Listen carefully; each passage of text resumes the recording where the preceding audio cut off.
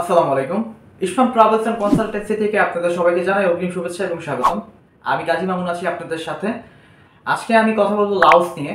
Laos দেশটি সম্পর্কে আপনারা হয়তো অনেকেই জানেন। লাওসে ভিসা হচ্ছে।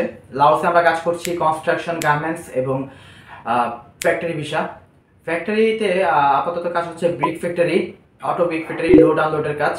বেতন হবে $400, থাকা খাওয়া কোম্পানির। কোম্পানি 3 বছর আপনার রেনু করে দিবে, ভিসা রেনু করে দিবে।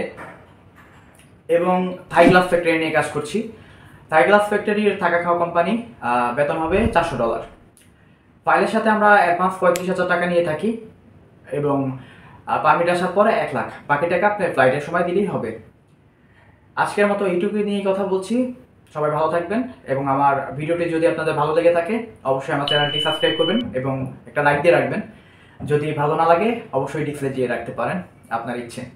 ধন্যবাদ। আসসালামু আলাইকুম।